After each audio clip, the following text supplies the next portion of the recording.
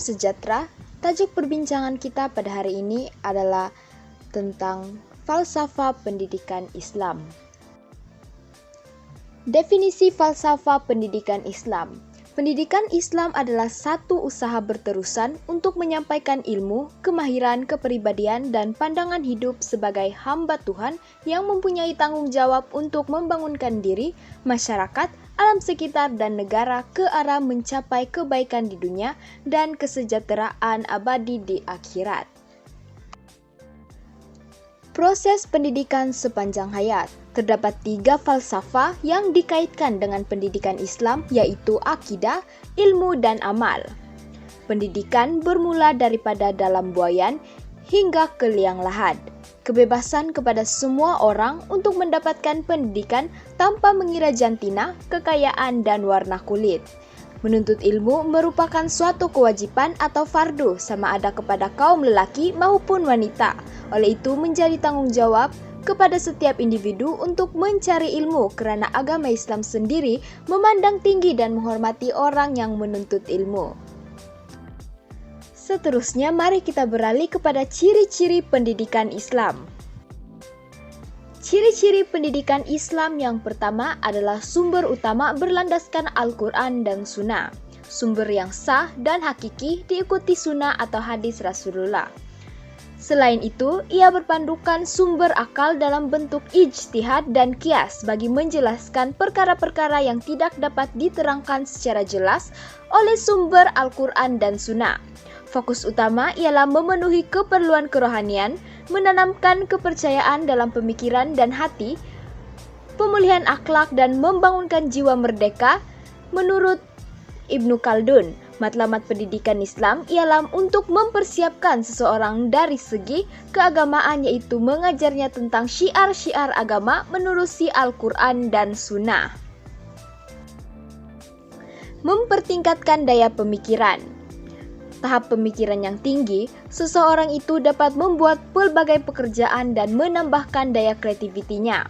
Memperlengkapkan akhlak manusia sesuai dengan fungsi kejadian manusia sebagai khalifah dan hamba Tuhan yang wajib mengamalkan nilai-nilai akhlak bertujukan amal ma'ruf nahi munkar. Memenuhi keperluan kerohanian.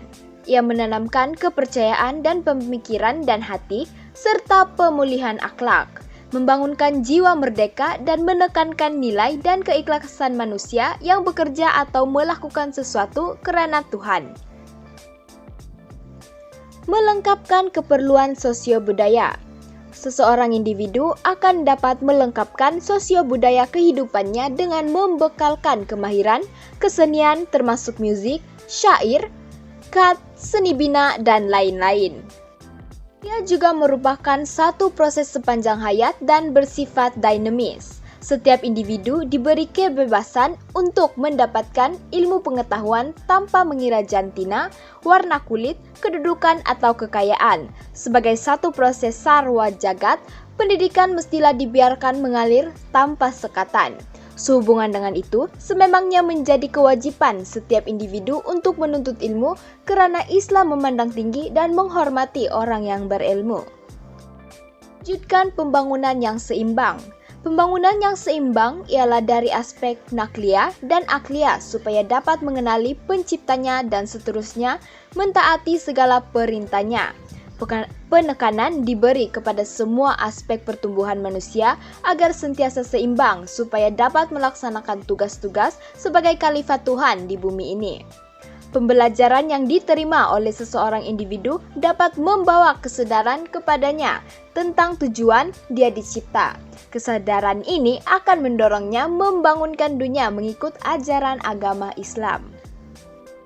Pendidikan Islam yang terakhir adalah menjadi teras kepada pembentukan insan soleh. Falsafah pendidikan bertujuan melahirkan insan yang beriman dan beramal. Insan seperti ini akan bersifat takwa, memiliki sifat-sifat kemanusiaan yang tinggi, dan berkepribadian mulia.